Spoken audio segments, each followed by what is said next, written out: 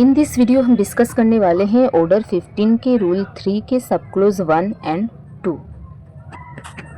सब क्लोज 1 क्या कहती है? Where the parties are at issue on some question of law और ऑफ फैक्ट। जब किसी पार्टीज के बीच कोई इशू हो, चाहे वो क्वेश्चन ऑफ लॉ को लेकर हो, चाहे क्वेश्चन ऑफ फैक्ट को लेकर हो, and issues have been framed by the court, और इशू फ्रेम्ड हो चुका हो कोर्ट के द्वारा।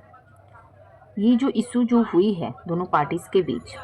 वो इशू अगर कोर्ट के द्वारा फ्रेम हो चुकी है,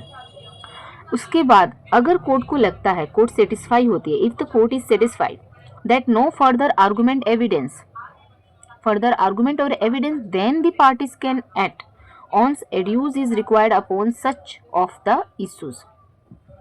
इस इशूज से संबंधित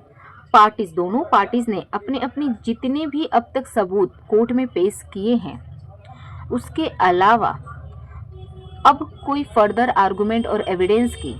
ज़रूरत नहीं है इस सूट को डिसाइड करने के लिए, इस इशू को डिसाइड करने के लिए। That no injustice will result from proceeding with the suit, और कोई इनजस्टिस ना हो रही हो दोनों पार्टीज के बीच इस डिसीजन से, कि ये जो सबूत कोर्ट में फाइल किए गए हैं पार्टीज के द्वारा, उस सबूत के बेसिस पे कोर्ट अगर प्रोसीड करती है इस सूट के डिसीजन लेने के लिए, तो उससे पहले कोर्ट ये भी देखेगी कि इस डिसीजन से इन दोनों पार्टीज के बीच कोई इनजस्टिस ना हो रहा हो, कोई अन्याय ना हो रहा हो।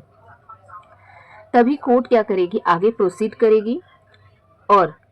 इस इशूज को डिटरमाइन करेगी, कोर्ट के द्वारा जो इशू फ्रेम की गई है। And if the finding thereon is sufficient for the decision may pronounce judgment, और अगर इशू डिटरमाइन करने के बाद सफिशिएंट डिसीजन मिल जाती है कोर्ट को, तो कोर्ट क्या करेगी, जजमेंट प्रोनाउंस कर देगी, चाहे उसके पहले कोई समन ही क्यों ना इशू हुआ हो for the settlement of issue or for the disposal of the suit. Suit के डिस्पोजल करने के लिए कोई समन अगर इशू हुई है जजमेंट प्रोनाउंस करने के पहले, या फिर इशू को सेटलमेंट करने के लिए कोई समन इशू हुई है, उससे कोई फर्क नहीं पड़ता, जजमेंट प्रोनाउंस किया जा सकता है कोर्ट के द्वारा। नाउ यहाँ पर इस सेटलमेंट ऑफ इशू को लेकर यहाँ पे एक प्रोवाइडेड दी हुई है, provided that where the summons has been issued for the settlement of issues only the parties or their pleaders are present and none of them objects. ये जो सेटलमेंट ऑफ इशूज के समन्स है, ये तभी allow होंगे, तभी judgement pronounce हो सकती है जब अगर कोई पार्टीज या कोई प्लीडर्स ऑब्जेक्शन रेज नहीं करते हैं तो। सो बेसिकली सब क्लोज 1 क्या कहती है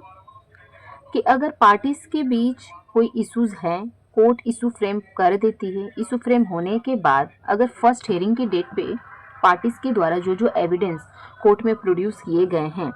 और कोर्ट को लगता है कि इन सारे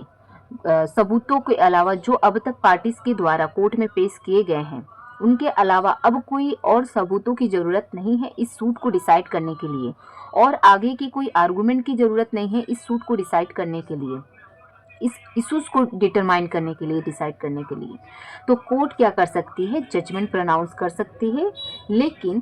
कोर्ट एक बात की और ध्यान रखेगी कि कहीं इनजस्टिस ना हो, अन्याय ना हो किसी पार्टीज के बीच।